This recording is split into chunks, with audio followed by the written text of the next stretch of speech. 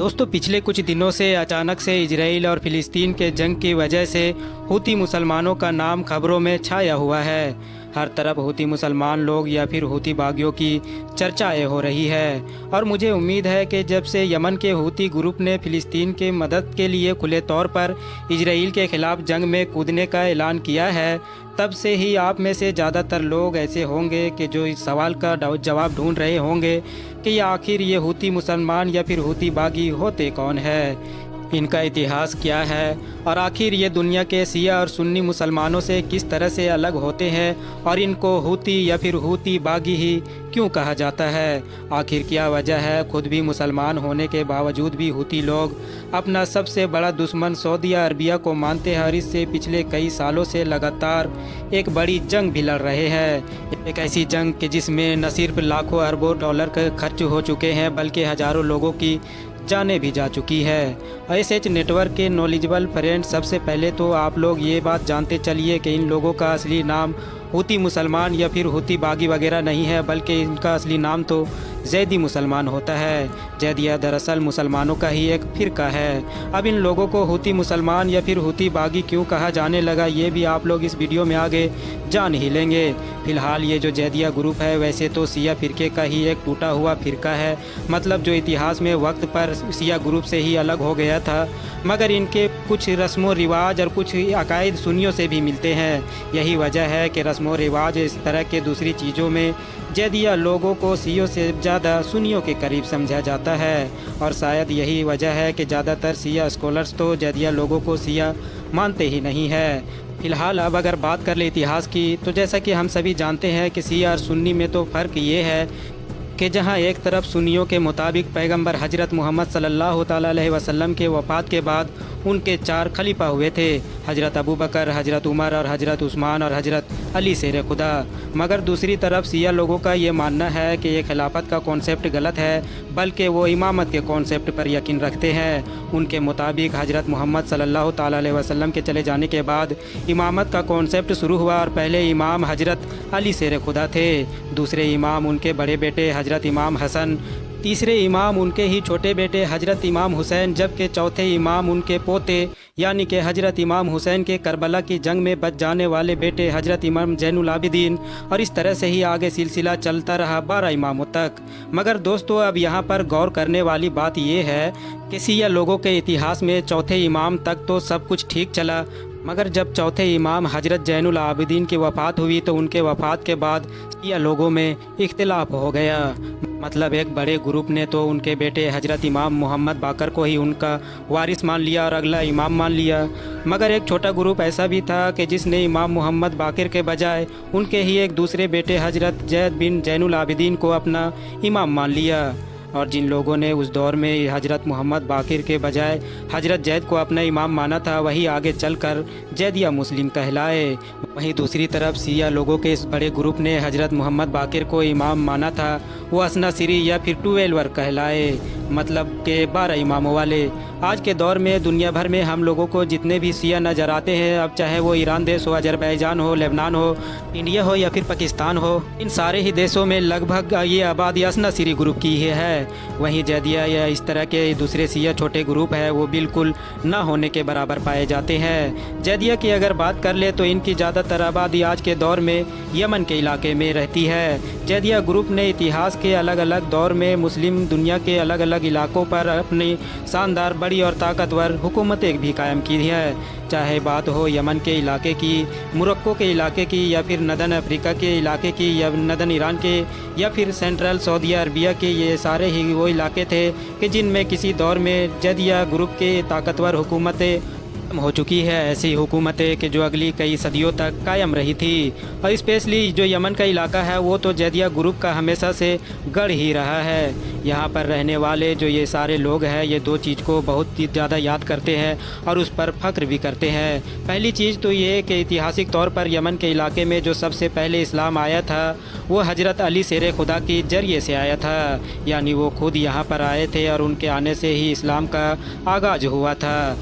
दूसरी चीज़ ये है कि बड़ी बड़ी ऑथेंटिक किताबों में इस तरह की हदीसें भी पाई जाती है कि जिसके मुताबिक पैगंबर हजरत मोहम्मद सल्लल्लाहु ताला अलैहि वसल्लम ने मक्का मदीना के इलाके में बैठकर यमन के लोगों के लिए ख़ास दुआ की थी, और इस चीज़ को भी आज तक यमन के लोग याद करते हैं और अपने लिए बहुत ज़्यादा ख़ास मानते हैं। बात करें अब अगर जैदिया लोगों के बिलीव्स मतलब के अकायद के बारे में, तो भले ही ये लोग शिया ग्रुप के एक शाख है और इमामत के कॉन्सेप्ट पर भी यकीन रखते हैं, मगर उसके बावजूद भी ये बाकी शियों की तरह इमामों को मासूम नहीं मानते हैं। साथ ही साथ ये लोग शियों से उलट और सुन्नियों की तरह हजरत अबू बकर सिद्दीक़ और हजरत उमर फारूक आजम को हजरत अली से अफजल मानते हैं। इतना ही नहीं, इनका जो नमाज़ पढ़ने का तरीका है या वजू करने का तरीका है वो भी शियों से काफ़ी उलट और सुन्नियों से काफ़ी मिलता जुलता है। आप में से बहुत सारे लोग अब यही सोच रहे होंगे कि चलो वो सब तो ठीक है, मगर हमने जैदिया ग्रुप के बारे में भी बहुत कुछ जान लिया, मगर अब आखिर ये हूती का क्या कॉन्सेप्ट है।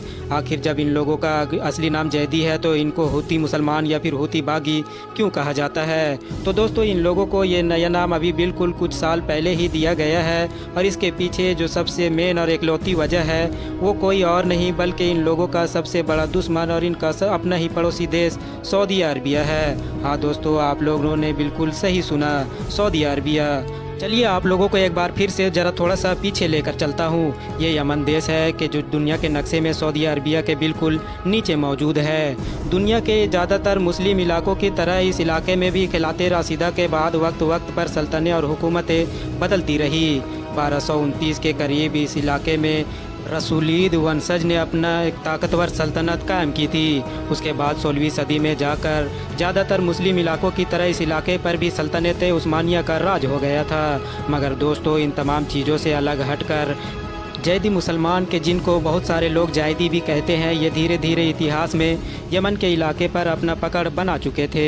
आज से लगभग 1000 साल पहले भी इन लोगों के सल्तनत यमन के इलाके पर कायम हुआ करती थी, और पूरे ही 1000 साल ये लोग यमन के अलग अलग इलाकों पर राज करते रहे हैं। जैदी मुसलमानों के आखिरी इमाम के, जिनका नाम इमाम अहमद था, उनके 1962 में कत्ल कर दिया गया था। नतीजा ये हुआ कि पूरे यमन में सिविल वॉर यानी कि गृह युद्ध शुरू हो गया और यमन देश 2 टुकड़ों में बट गया। एक था नॉर्थ यमन जबकि दूसरा था साउथ यमन। साउथ यमन में यूएसएसआर यानी कि सोवियत संघ का दबदबा हुआ करता था, जबकि नॉर्थ यमन को अमेरिका जैसे देशों का सपोर्ट हासिल था। साल 1978 में अमेरिका जैसे देशों के सपोर्ट वाले नॉर्थ यमन में अली अब्दुल्ला साले को राष्ट्रपति बनाया गया। अली अब्दुल्ला साले के दौर में ही नॉर्थ यमन और साउथ यमन के बीच जंग शुरू हुई, मगर ये वो दौर था कि जब यूएसएसआर यानी सोवियत संघ काफ़ी कमज़ोर पड़ चुका था, और दुनिया के दूसरे देशों की तरह साउथ यमन में भी इसका असर दिखा, और साउथ यमन एक बार फिर से नॉर्थ यमन में मर्ज हो गया, यानी टूटा हुआ यमन देश एक बार फिर से आपस में जुड़ गया था। इस जुड़े हुए देश का पहला राष्ट्रपति अली अब्दुल्ला साले को बनाया गया था, और ये सब कुछ इसलिए मुमकिन होता रहा था क्योंकि अली अब्दुल्ला साले को सपोर्ट कर रहे थे अमेरिका और सऊदी अरबिया जैसे ताकतवर देश। मगर दूसरी तरफ जो जैदी मुसलमान थे वो इन तमाम चीज़ों से काफ़ी परेशान थे, क्योंकि अली अब्दुल्ला साले के पावर में आते ही उन लोगों को दूसरे दर्जे का नागरिक बनाने का तैयारियां शुरू हो चुकी थी। उन लोगों को मेन स्ट्रीम पॉलिटिक्स से दूर कर दिया गया था। नतीजा ये हुआ कि इन लोगों के बीच न सिर्फ डर पैदा हो गया बल्कि जैदी मुसलमानों में ये बातें चलने लगी थी कि अगर सब कुछ ऐसा ही चलता रहा तो कुछ सालों के अंदर जैदी मुसलमान खुद ही अपने मुल्क यमन से बाहर हो जाएंगे और जैदियों का पूरी दुनिया से खात्मा हो जाएगा। ऐसे ही माहौल में अपनी कौम को बचाने का बेड़ा उठाया एक नौजवान ने, एक स्टूडेंट ने, कि जिसका नाम हुआ करता था हुसैन बदरुद्दीन अल हूती। ये दरअसल एक ऐसा स्टूडेंट था कि जिसने 1990 के दशक में वहाँ पर हूती मूवमेंट यानी हूती आंदोलन की शुरुआत की। इस आंदोलन का सिर्फ एक ही मकसद था, जैदी मुसलमानों को एक बार फिर से यमन के अंदर ताकतवर और तरक्की याफ्ता बनाना। शुरू में हूती लोगों के काम करने का तरीका ये था कि वो तमाम लोगों को कैंप्स के अंदर ले जाया करते थे जहाँ पर शिया स्कॉलर्स के किताबें उन लोगों की पढ़ाई और समझाई जाती थी। यानी जो हुसैन और बदरुद्दीन अल हूती था वो हर हाल में अपने कौम की खोई हुई विरासत और अपनी कौम की खोई हुई हर चीज़ को वापस लाना चाहता था। मगर दूसरी तरफ उस दौर में साले की जो यमनी सरकार थी वो बड़ी तेजी के साथ सऊदी अरबिया और अमेरिका के साथ अपने रिश्ते को मजबूत कर रही थी, और इन तमाम चीज़ों में इजराइल भी बड़ा खुश नज़र आ रहा था क्योंकि जो जैदी मुसलमान थे वो दरअसल हमेशा से इजराइल के बहुत ज़्यादा खिलाफ रहे थे। मगर अब जब वो खुद अपने ही मुल्क में कमज़ोर पड़ गए थे और गवर्नमेंट में भी उनका कोई दबदबा नहीं तो इसी वजह से फ़िलिस्तीनियों के लिए वो आवाज़ वगैरह भी नहीं उठा पाते थे। उस दौर में जहाँ एक तरफ हूती लोग अपने हक मांग रहे थे और अपने राइट्स की बात कर रहे थे, तो वहीं दूसरी तरफ साले सरकार बड़े मज़े में नज़र आ रही थी। नतीजा ये हुआ कि जायदी मुसलमानों का गुस्सा बढ़ता गया और आंदोलन भी काफ़ी तेज़ होता चला गया। धीरे धीरे जब हालात ज़्यादा बिगड़े तो हुसैन बदरुद्दीन अल हूती भी गवर्नमेंट की नज़रों में चढ़ गया। इसके अलावा गवर्नमेंट की जो सेना थी और हुसैन बदरुद्दीन अल हूती के जो समर्थक थे उनमें आपस में कभी कभी झड़पें भी होना शुरू हो गई थी। ये झड़पें इतनी ज़्यादा बढ़ गई थी कि सन 2004 में एक दिन गवर्नमेंट की फ़ौज ने एक मुठभेड़ में हुसैन बदरुद्दीन अल हूती को ही कत्ल कर दिया। बस वहीं से ही जैदी मुसलमानों के तरफ से एक ऐसी जंग का ऐलान कि जिसने यमन के पूरी किस्मत को ही बदल कर रख दिया। हुसैन बदरुद्दीन अल हूती के मौत के बाद उनके जिन सपोर्टर ने गवर्नमेंट के ख़िलाफ़ पूरी जंग का ऐलान किया था उन सभी का नाम दिया गया हूती विद्रोही का। शुरू में साले सरकार को ये महसूस हुआ कि इन तमाम हूती लोगों को बड़ी आसानी से और बड़े कम वक्त में ही हरा दिया जाएगा, क्योंकि इन लोगों के पास ना तो ऑर्गेनाइज आर्मी है और ना ही कोई एडवांस हथियार है। हमारे पास तो आर्मी है और साथ ही सपोर्ट है अमेरिका जैसे ताकतवर देशों का। मगर दोस्तों ये सारे आंकड़े पूरी तरीके से गलत साबित हुए और 2010 आते आते गवर्नमेंट को हूती विद्रोहियों के सामने झुकना पड़ा और उनसे सुलह करनी पड़ी। मगर दोस्तों अगले ही साल यानी सन 2011 में एक बार फिर से हालात बदले और अली अहमद साले के पिछले लंबे वक्त से तानाशाह के तौर पर यमन पर हुकूमत कर रहे थे उनको हुकूमत छोड़कर अपने ही एक सहयोगी के जिनका नाम मंसूर हादी था उनको देना पड़ी। मगर ये हालात अभी भी सुधरने का नाम नहीं ले रहे थे और हूती लोग भी दिन ब दिन और ज़्यादा ताकतवर होते जा रहे थे। और फिर दौर आया सन 2015 का कि जब हूती लोगों ने यमन के राजधानी सना पर भी कब्जा कर लिया और वहाँ पर जो मौजूद राष्ट्रपति भवन था उसको भी अपने कंट्रोल में ले लिया। नतीजे में जो यमन के राष्ट्रपति थे यानी कि मंसूर हादी उनको फ़ौरन देश छोड़कर भागना पड़ा। सऊदी अरबिया के जो हूती मुसलमानों का विरोधी हुआ करता था वो यमन के कठपुतली सरकार सपोर्ट किया करता था, उसको अब धीरे धीरे ये एहसास हो चुका था कि हूती लोगों को हो ना हो पीछे से ईरान सपोर्ट कर रहा है, वरना हूती लोग ये सब कुछ अपने अकेले कभी नहीं कर सकते थे, क्योंकि ईरान के लिए ऐसा करना कोई मुस्लिम काम नहीं था, बल्कि वो ऑलरेडी लेबनान में मौजूद हिजबुल्लाह की मदद लंबे वक्त से इजराइल के ख़िलाफ़ करता ही आ रहा था। अब जाहिर है ईरान और सऊदी अरबिया की दुश्मनी तो जग जाहिर थी, इसीलिए अब सऊदी अरबिया ने भी स्ट्रांगली वहाँ के गवर्नमेंट को सपोर्ट करना शुरू कर दिया और अंदर ही अंदर ये कसम खा ली कि वो हर हाल में हूतियों को दबाकर वहाँ पर एक बार फिर से वही गवर्नमेंट कायम करेगा कि जो पहले हुआ करती थी। सऊदी अरबिया ने अरब के अलग अलग इलाकों के फ़ौजों का एक गठबंधन बनाया और गठबंधन बनाकर यमन के ऊपर धावा बोल दिया और बस यहीं से यमन की पूरी किस्मत बदल गई और यमन में तबाही का एक नया दौर शुरू हुआ। मगर दोस्तों सऊदी अरबिया ने सन 2016 में एक ख़तरनाक और बहुत ज़्यादा घिनौनी हरकत की। दरअसल हुआ ये कि यमन में हूती लोगों के जलाल नाम के एक बड़े लीडर हुआ करते थे।